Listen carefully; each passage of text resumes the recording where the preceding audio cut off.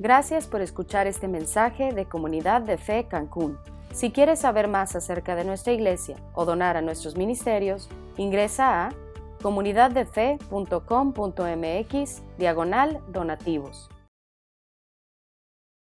Hola, ¿qué tal, queridísima familia de Comunidad de Fe? Me da muchísimo gusto estar una vez más aquí con ustedes, en las salas de su casa o desde donde nos estén viendo. Quiero darles a todos una muy cordial bienvenida. Mandamos un abrazo a todos los miembros de nuestra iglesia, aquí en Cancún, en Mérida, en la Ciudad de México, en Houston y en todos los países desde los que nos están viendo. Los queremos con todo el corazón. Miren, la semana pasada terminamos nuestra serie Cristianismo Básico.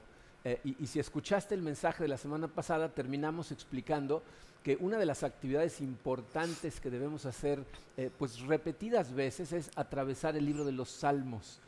Después de ese comentario recibí yo varios comentarios de algunas personas porque pues, como les dije de entrada la semana pasada, el libro de Salmos puede ser un poco confuso, ¿ok?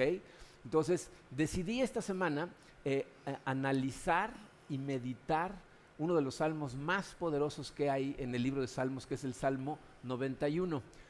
Y oyeron clarito, fíjense, no nada más necesitamos analizar lo que dice el Salmo, luego tenemos que hacer una meditación profunda al respecto para entender lo que realmente significa. Y eso es lo que vamos a hacer el día de hoy, ¿ok? Entonces vamos a ponernos en manos de Dios y vamos a analizar este Salmo maravilloso. Padre, te damos tantas gracias por tu amor, Señor. Gracias, Señor, porque gracias a ti estamos aquí, estamos conectados a ti, podemos recibir guía de tu Santo Espíritu.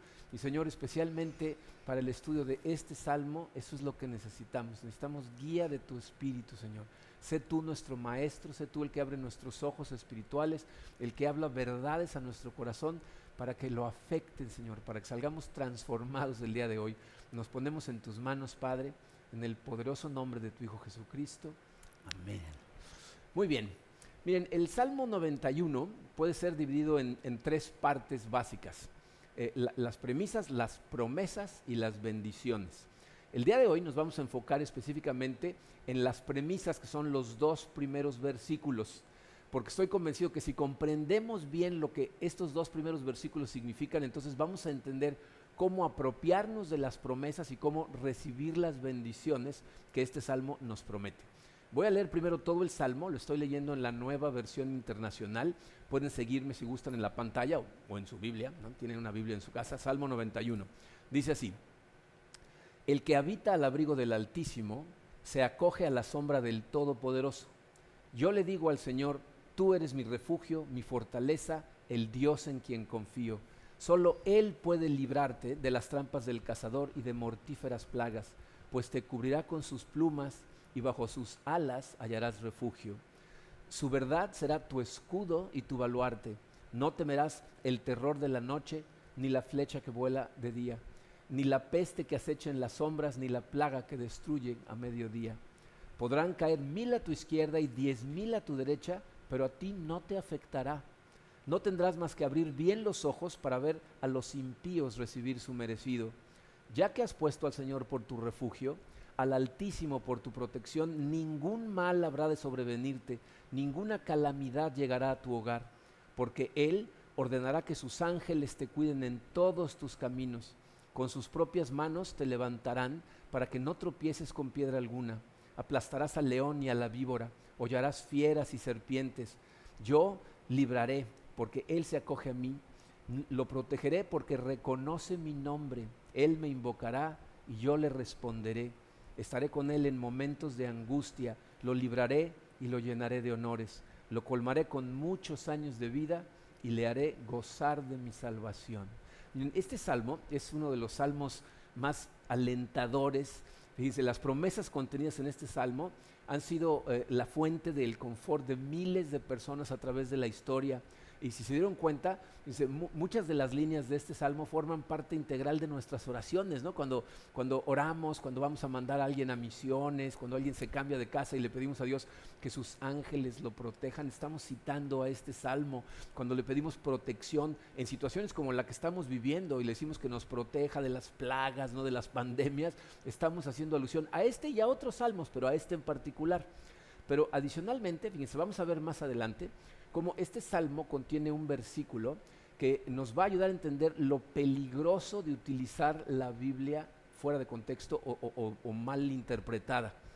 ¿Okay? Fíjense, el versículo 1 es muy importante porque nos dice para quién es posible reclamar las promesas que siguen y recibir las bendiciones. Vamos a verlo de nuevo. Dice el versículo 1, el que habita al abrigo del Altísimo se acoge a la sombra del Todopoderoso. Entonces lo que nos está diciendo es, solo aquel que habita al abrigo del Altísimo está bajo la protección del Todopoderoso. Solo el que confía en Dios con todo su corazón será librado de todas las cosas de las que habla el Salmo. Y dice, solo el que confía de esa manera orará y el Señor lo va a escuchar y va a responder sus oraciones. Y al final del Salmo nos dice las bendiciones, dice, al final será bendecido con una larga vida y con su salvación. Entonces, fíjense, lo que quisiera hacer en este momento es, para el estudio, el análisis del Salmo, quiero analizar primero el significado de 4 palabras que se encuentran en el versículo 1, que nos van a servir como para abrirnos los ojos a la enseñanza de este Salmo. Las palabras son habitar, abrigo, acoger y sombra. Fíjense, hay una relación muy interesante entre 2 de esas palabras que son verbos con los sustantivos que le siguen, ¿no? Habitar y acoger, y abrigar y sombra, ¿ok?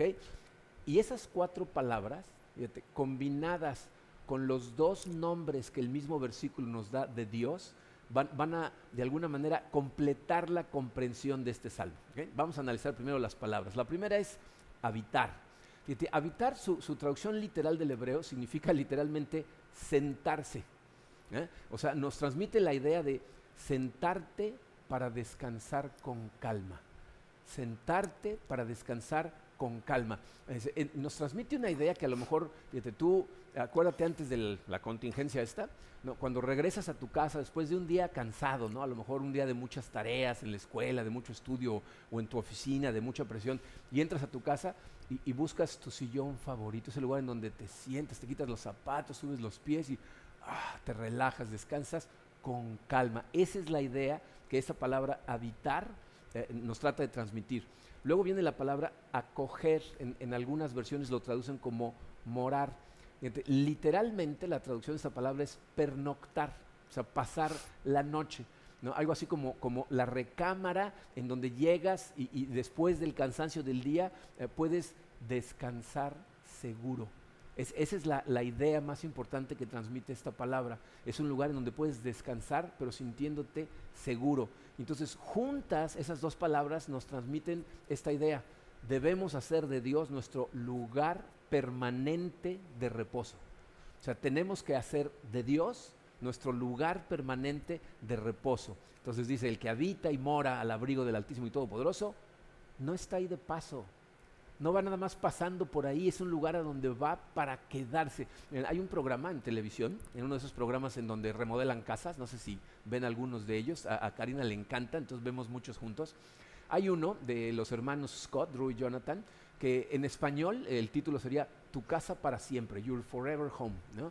Y la premisa de ese programa es que fíjense, todo el mundo tiene a lo mejor, ¿no?, una idea de lo que sería su casa perfecta, ¿no? Pero poca gente vive en una casa que considera su casa perfecta. Entonces la premisa de este programa es, si les permites a ellos hacer una remodelación a tu casa, la van a dejar de tal manera que al final no te vas a querer cambiar de ahí nunca, vas a querer vivir ahí para siempre. Bueno, esa idea es la idea que ese primer versículo transmite, pero en sentido real. Porque todos sabemos que la casa, por preciosa que quede cuando termine, en 20 años se va a ver vieja, se va a ver atrasada, las cosas se van a estar cayendo a pedazos. Todas las cosas que existen en el mundo van de camino al basurero, todas. Que aquí el Salmo nos dice, no, de forma muy real, espiritualmente hablando, una vez que tú pruebes habitar al abrigo del Altísimo, no vas a querer salir de ahí jamás. No vas a querer alejarte de ahí nunca. Es la misma idea que el apóstol Pedro, ¿se acuerdan cuando Jesucristo le pregunta a sus discípulos, ¿ustedes también me van a abandonar? Y Pedro le contesta, ¿y a dónde iríamos, Señor? Si solo en ti tenemos paz. Esa es la idea. Dice, ¿por qué nos alejaríamos si solo en ti tenemos paz? Entonces, es el lugar en donde sabes que puedes descansar, pero puedes descansar seguro. Miren, aquí la idea que me viene a la cabeza es el de las águilas. No sé si sabían que el águila es el ave que puede volar más alto que ninguna otra ave. Puede pasar los 1000 metros de altura y va sin problemas. Por eso Las águilas construyen sus nidos en las puntas de las montañas más altas del mundo, a donde ninguna otra ave tiene acceso, no pueden llegar a esa altura.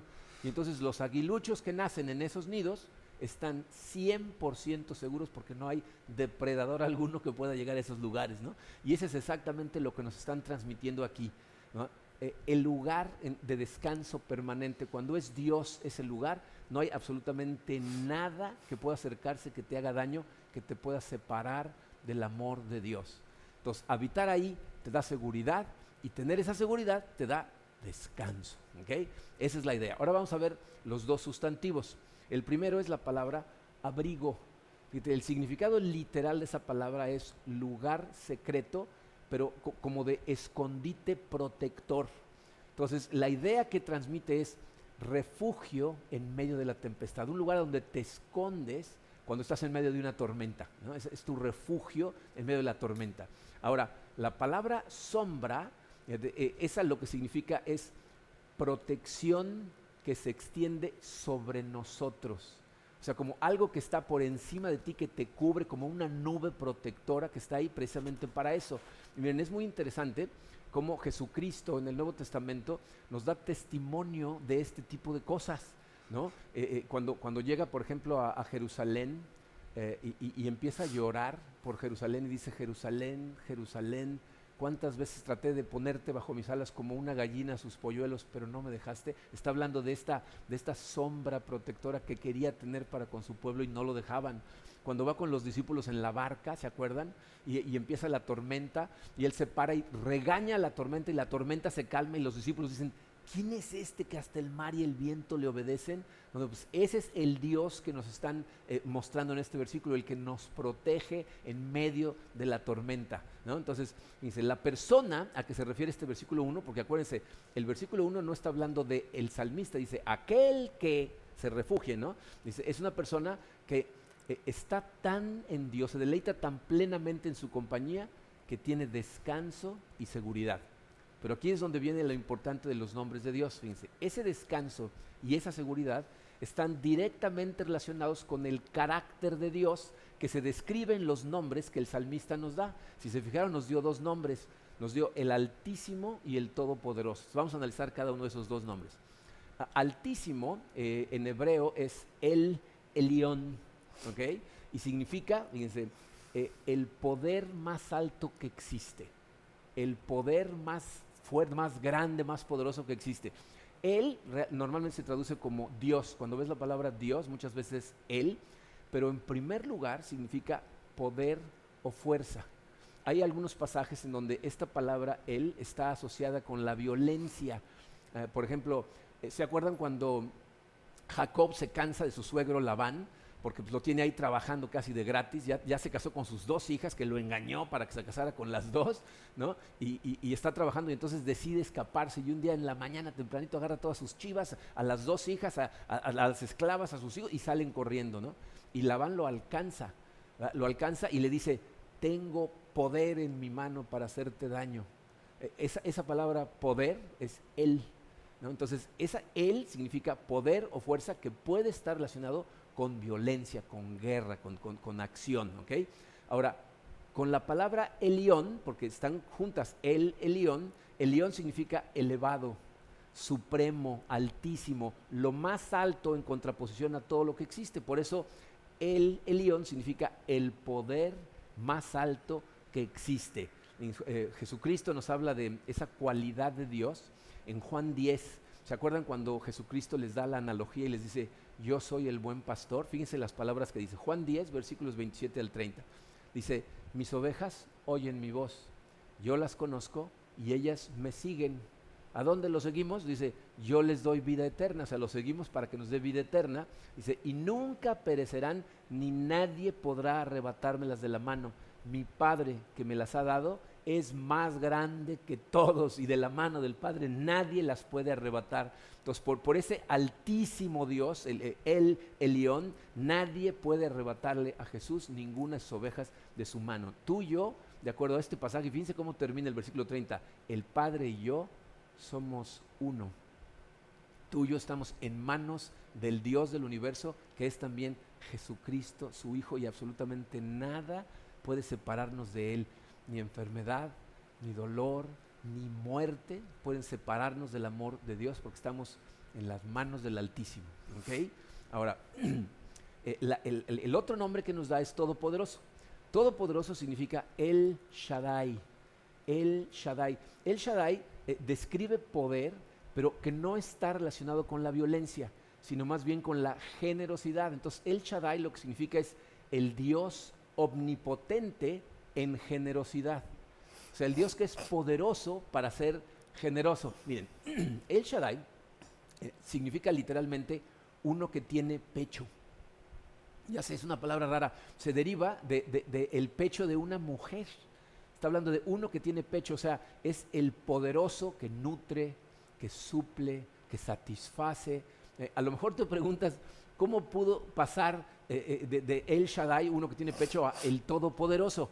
Mira, la mejor imagen que podemos utilizar para entender esto es precisamente el de una mujer amamantando a su bebé, dándole pecho a su bebé. Si alguna vez has visto a un bebé llorando desesperadamente y ser calmado por el pecho de su madre, entiendes la imagen, ¿no? El bebé llora y a lo mejor le tratan de dar un chupón y lo escupe y llora desesperadamente, pero en el momento en que ve el pecho de su madre, se aquieta, se tranquiliza, ¿no? Y ese es El Shaddai.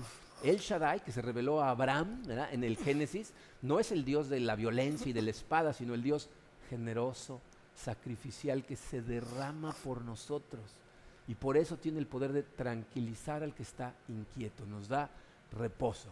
¿Okay? Entonces Shaddai es el que se da a sus hijos, el que da sangre de vida. Lo vemos en Jesús cuando dice: si alguno tiene sed, venga a mí, beba, vengan a mí todos los que estén cansados y yo les daré descanso. Esa es la misma idea.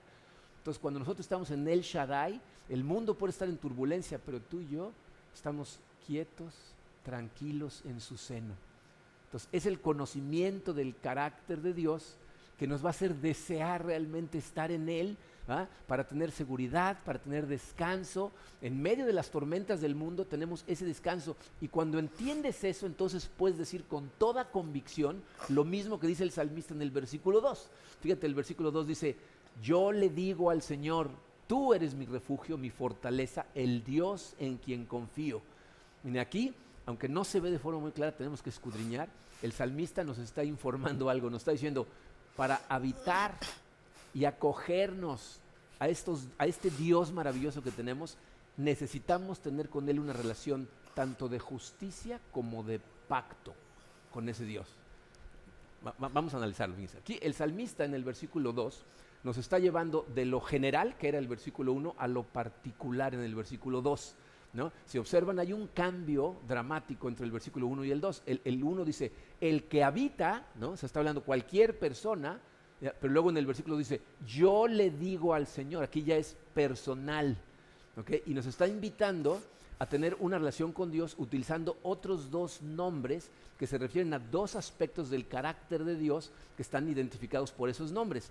Y se van a dar cuenta cómo hay una increíblemente maravillosa relación entre esos dos rasgos de carácter de Dios que nos benefician increíblemente. ¿Okay? Entonces vamos a ver estos dos, porque uno de ellos exalta su justicia, pero el otro exalta su fidelidad en nosotros. El primero, en el versículo dice: el Señor. Yo le digo a el Señor. Esa palabra en el original es Yahweh. Yahweh, el nombre con el que se identificó ante Moisés. Y te voy a decir lo que significa. Significa el Dios de la justicia. Literalmente, si leyéramos la historia cuando se presenta Dios a Moisés, Dios se presenta como uno que es lo que es. ¿Se acuerdan? Le dice: yo soy el que soy. Describe a uno que, por ser lo que es, ama la justicia y aborrece la maldad. Así se da a conocer: yo soy el Dios de la justicia, que es por la ley. Entonces Dios aquí se revela, Yahweh, como el Dios juez justo, que aparte demanda obediencia estricta de sus mandamientos. Pero es muy importante reconocer una cosa, fíjate. El hecho de que Dios sea un Dios justo, que demanda obediencia, no significa que no se aflige por su criatura, por la terquedad que tiene de seguir pecando. De hecho, se aflige a tal grado que eso es lo que lo empuja a derramar su gracia, su poder, su misericordia para justificar al injusto sin romper su propia justicia, sin violentar su justicia. Fíjense, esto lo podemos ver en Isaías capítulo 63, versículo 9. Dice, en todas sus angustias, Él, y ahí está hablando de Dios, dice, en todas sus angustias, Él estuvo afligido. Y el ángel de su presencia los salvó, en su amor y en su compasión los redimió, los levantó y los sostuvo todos los días de antaño. O sea, el corazón de Dios se aflige al ver el pecado de su pueblo, que tratan de cumplir la ley, no pueden y se tropiezan, y no quiere que se pierdan, y entonces por eso, por amor, nos redimió. Entonces podemos ver aquí, fíjense cómo Cristo al morir en la cruz, no nada más satisfizo la justicia de Dios, también calmó la aflicción de Dios. O sea, vino como a ser un bálsamo para Dios, para ya no estar afligido por nuestra terquedad y nuestros pecados. Eso lo podemos ver en Isaías capítulo 53, versículo 11. Dice, cuando vea todo lo que se logró mediante su angustia, quedará satisfecho. O sea, ahí tranquiliza totalmente a Dios. Dice, y a causa de lo que sufrió, mi siervo justo hará posible que muchos sean contados entre los justos, porque Él cargará con todos los pecados de ellos. Entonces ahí estamos viendo al Padre que a través del Hijo justifica al pecador, pero sin violentar su justicia. Esa es la base de nuestra esperanza, la justicia de Cristo. Pero miren, hay algo más que viene a redondear de forma increíble toda la bendición contenida en este salmo. A lo mejor tú te preguntas algo que yo en algún momento me pregunté, ¿no? Si Yahweh define a un Dios como alguien que aborrece el pecado pero ama la justicia, ¿no se irá a cansar un día de mí? O sea, ¿no será que un día se canse de tener entre sus hijos a un pecador que se sigue tropezando, que sigue haciendo tiraderos? ¿No será que algún día diga, ay, cómo salvé a este? La respuesta es no. ¿Saben por qué no? Porque la siguiente palabra en donde dice Dios, en el versículo 2, la palabra original es Elohim. Y Elohim significa el Dios del pacto. Dios entró no solo en una relación de justicia con nosotros, sino entró en una relación de pacto. Elohim, fíjense, significa uno que en virtud de su propia naturaleza y su relación de pacto con su criatura, no puede dejarla a pesar de que esté caída hasta que todo quede restaurado. Así es como se presenta Dios en Génesis 1 a Abraham. Hace el pacto con Abraham en donde le dice que va a ser el padre de muchas naciones, que su descendencia va a ser más grande que la arena y que las estrellas del cielo. Ese es Elohim. Él entra en pactos, fíjate, con su pueblo, con Noé, con David, con Jacob, con Josué. Cada vez que él hace esas promesas de yo voy a estar contigo, yo no te abandonaré, no tengas miedo, yo ahí voy a estar, el nombre que se da a sí mismo es Elohim. Y también bajo ese nombre, él inaugura y nos presenta un nuevo pacto. Esta es la cosa que es maravillosa, fíjate, lo que Dios está haciendo con el nuevo pacto es tomar nuestro corazón y de alguna manera como atarlo al de Él, ligarlo al de Él, utilizando el lazo indestructible de la justicia de Cristo. Por eso este nuevo pacto es totalmente indestructible. Miren, esta relación maravillosa entre Yahweh y Elohim, necesitamos verla muy clarita porque eso es lo que te va a dar seguridad de salvación y necesitas tenerla, ¿ok? Fíjate, en Jeremías 31, versículos 31 y 32, nos lo muestra de forma muy clara y nos va a ayudar a entender qué es lo que pasó con el nuevo pacto. Fíjate, dice, vienen días, afirma el Señor, en el original es Yahweh, dice, en que haré un nuevo pacto, y ahí es Elohim, el Dios del pacto. Dice, haré un nuevo pacto con el pueblo de Israel y con la tribu de Judá.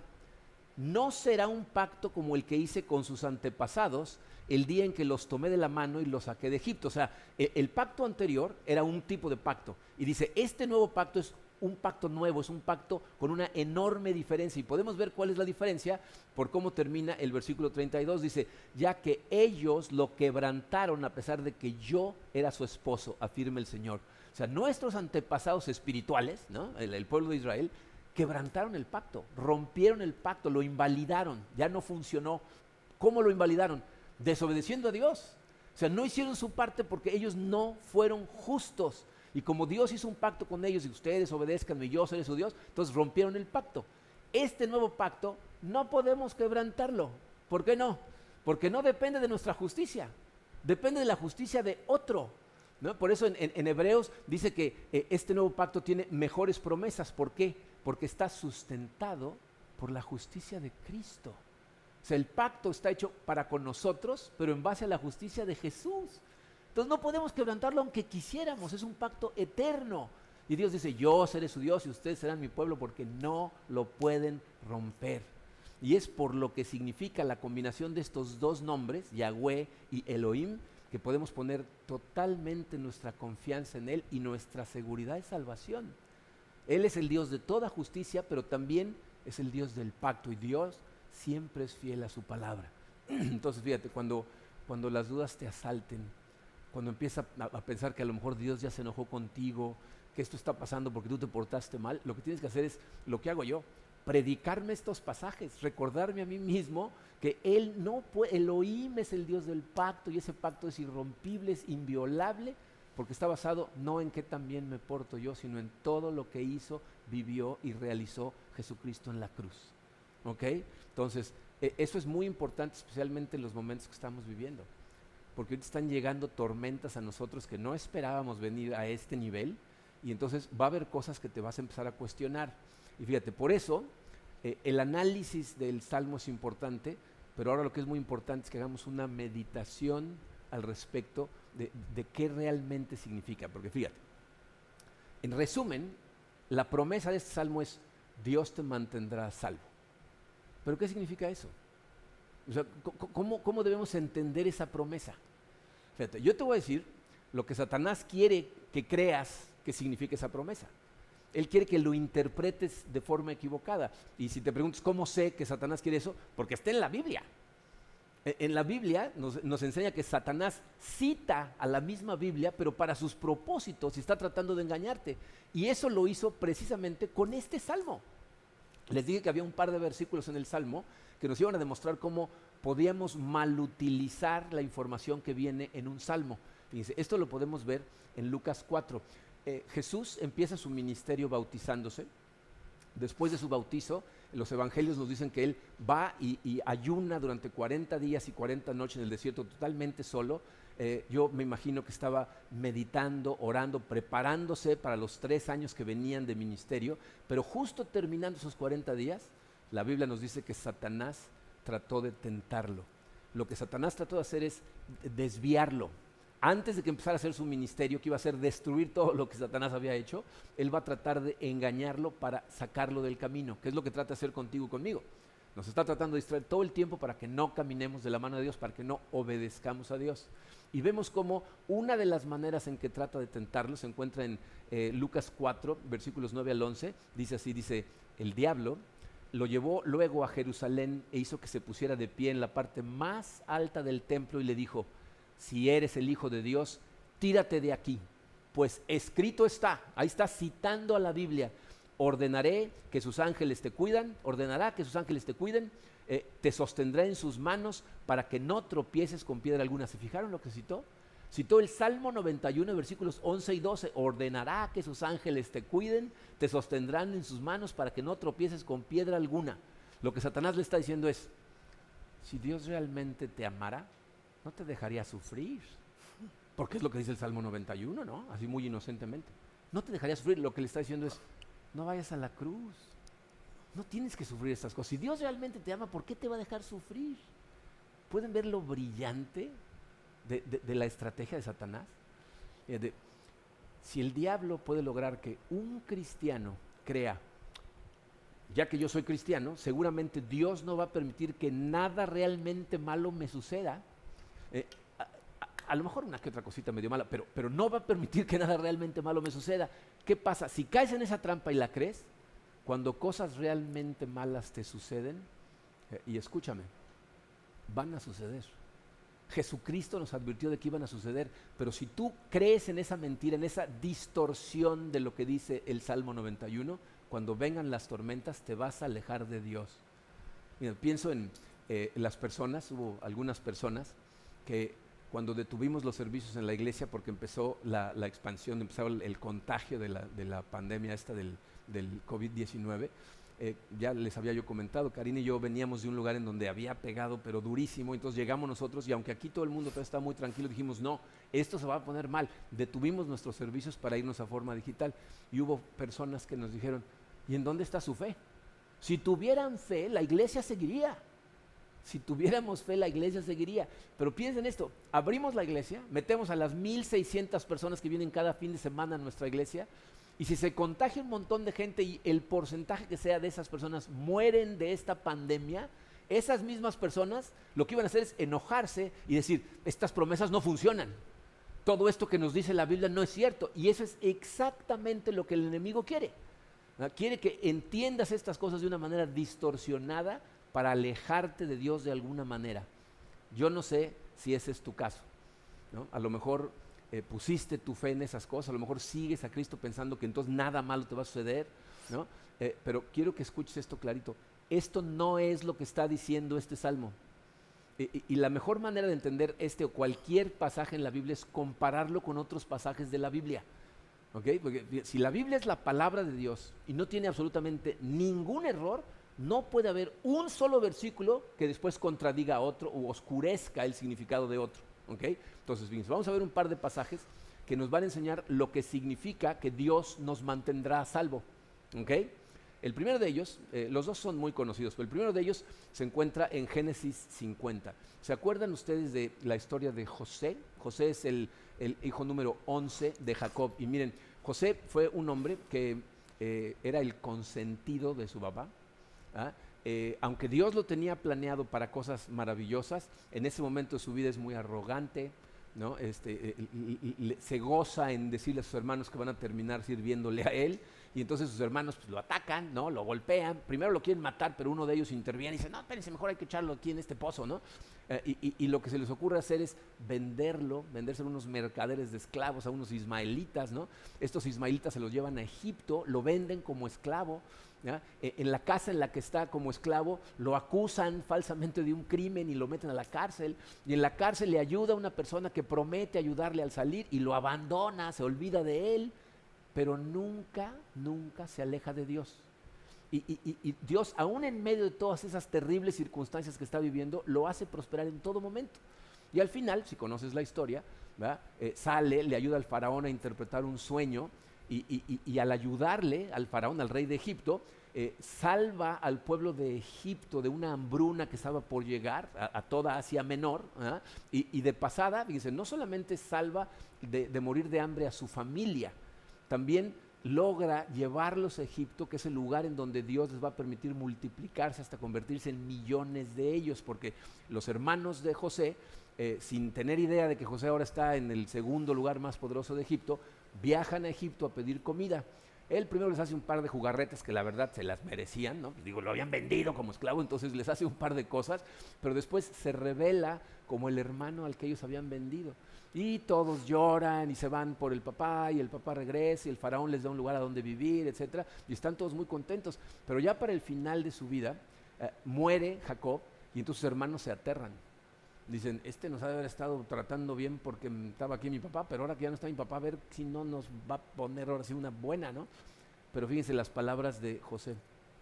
Génesis 50, versículo 20 dice, es verdad que ustedes pensaron hacerme mal, pero Dios transformó ese mal en bien para lograr lo que hoy estamos viendo, salvar la vida de mucha gente. Dice, lo que José está diciendo es, miren, está claro que yo era un mimado de mi padre, que iba en la dirección totalmente equivocada, que nuestra familia era terriblemente disfuncional, y si Dios no hubiera permitido que yo fuera vendido, esclavizado, encarcelado, jamás hubiera terminado en la posición de poder en la que terminé en Egipto, y no hubiera podido salvar a nuestra familia ni de su pecado, ni lograr que se arrepintieran. Si ustedes lo hicieron para hacerme daño, pero Dios lo usó para bien, lo cual significa, fíjate, Dios me estaba manteniendo a salvo, a mí y a todos nosotros, cuando me esclavizaron. Me estaba manteniendo a salvo cuando me vendieron. Me estaba manteniendo a salvo cuando me encarcelaron. O sea, Él me mantuvo a salvo durante todas esas cosas. Dice, un comentarista que leí esta semana, dice, en algunas ocasiones El Shaddai permite que seamos probados y afligidos para vaciarnos de nosotros mismos y así poder llenarnos más de Él y de sus bendiciones. Y eso es lo que le sucedió a José. Y dice, Dios muchas veces tiene que vaciarnos de nosotros mismos. ¿Qué significa eso? ¿Verdad? Sacar de nuestro corazón todos los ídolos a los que nos aferramos.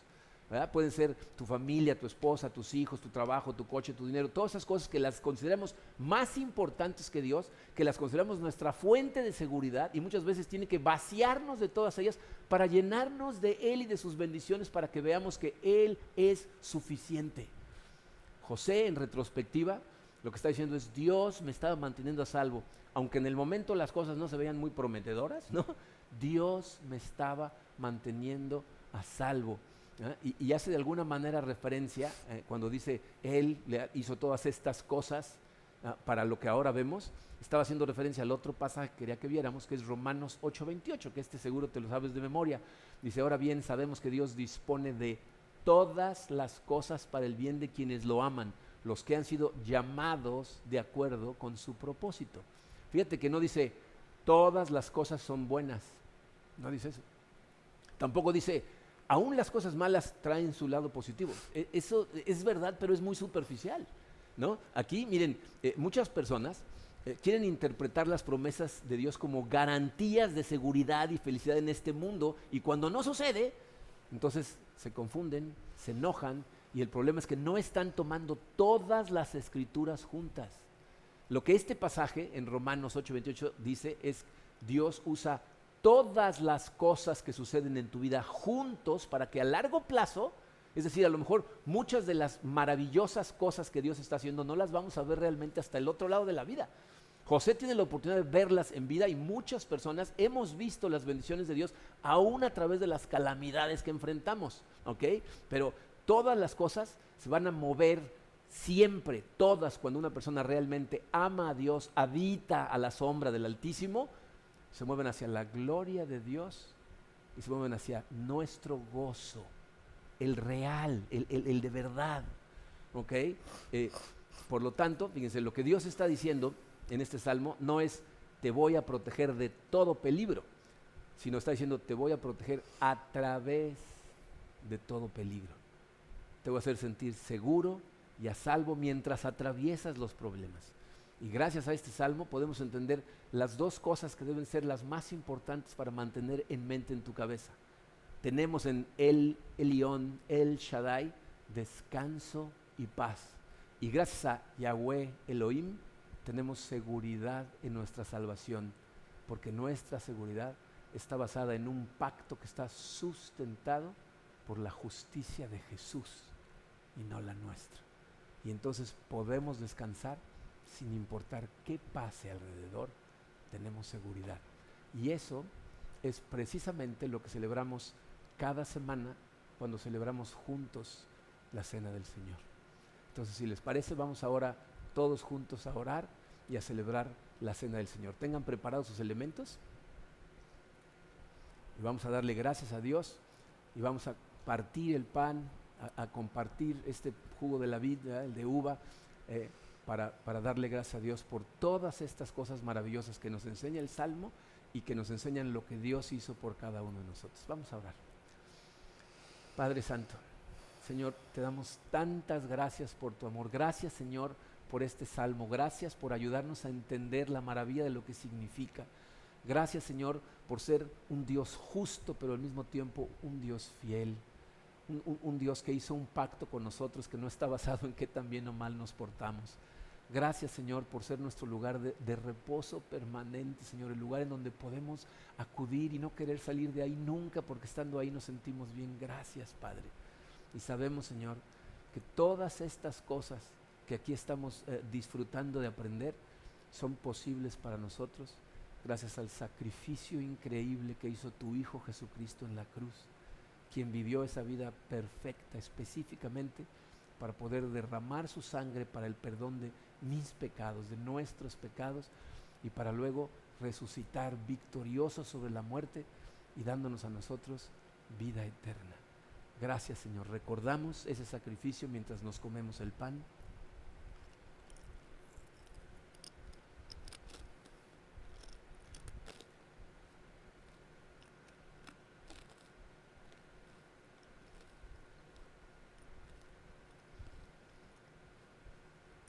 Y te damos gracias, Señor, por ese perdón de pecados mientras nos tomamos el jugo.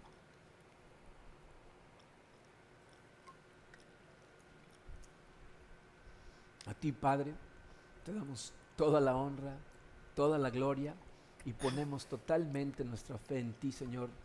Ayúdanos, Padre, a estar escondidos bajo la sombra del Altísimo. En el nombre hermoso de tu Hijo Jesucristo. Amén.